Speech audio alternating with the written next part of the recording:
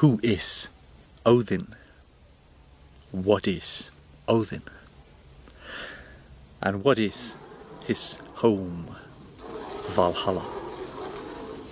Let's find out.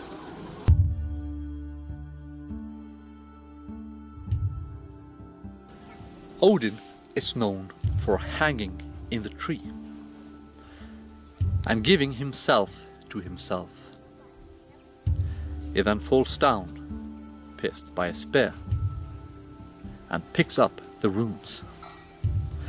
Óðinn is also known to talk to the severed head of Mimir, to rip his eye out and throw it into the well of wisdom, Mimir's brunner, the well of memory. He's known as the king of the gods. His name translates as mind, thought.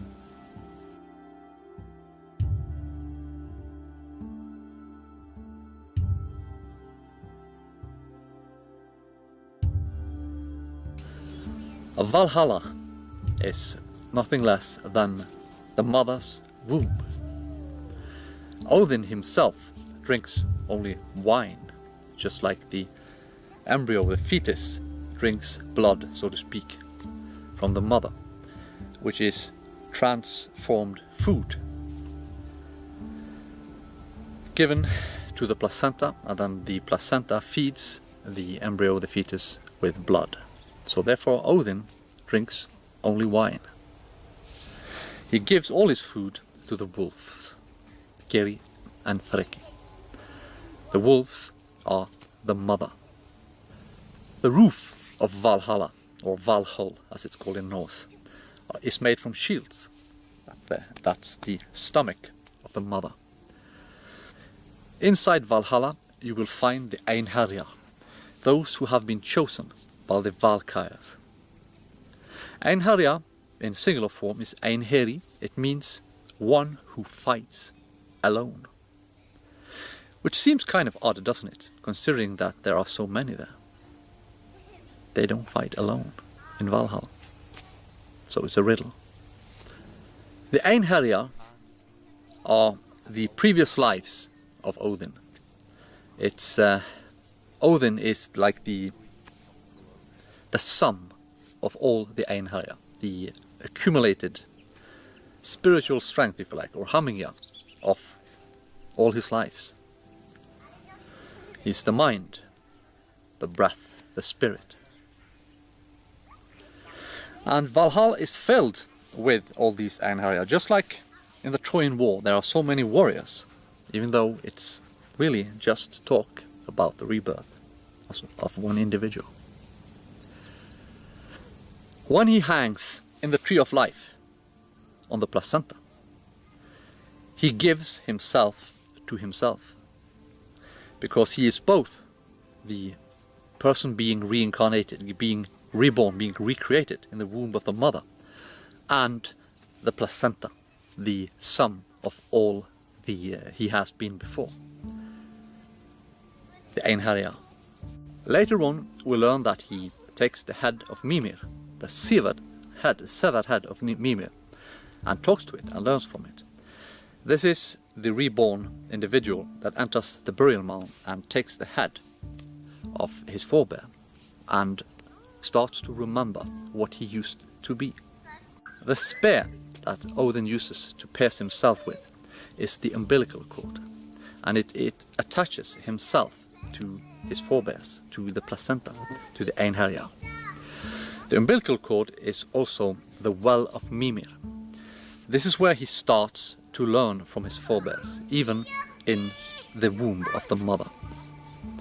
His eye, one eye, is the belly button that connects him to the placenta, to his forebears. He starts to learn the secrets from his forebears in the womb. Óðinn is connected to the number 9 because it takes 9 months to create a child in the womb of the mother in Valhalla.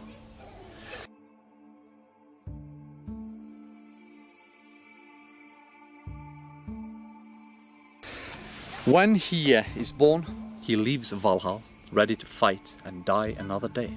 and he does with all his forebears with him, in his mind, in his spirit, in his memory. When Odin falls from the world tree, from the placenta, he is reborn. He is both himself and his forebears. He is himself given to himself. The Einherjar are all noble men with great honor, because only men with great honor will be remembered and brought back to life in the future. The Valkyria are symbols of the mother, of the she-bear, picking out which embryos to grow. Of course, human beings don't do that, but she-bears do. So they have taken the symbol from there.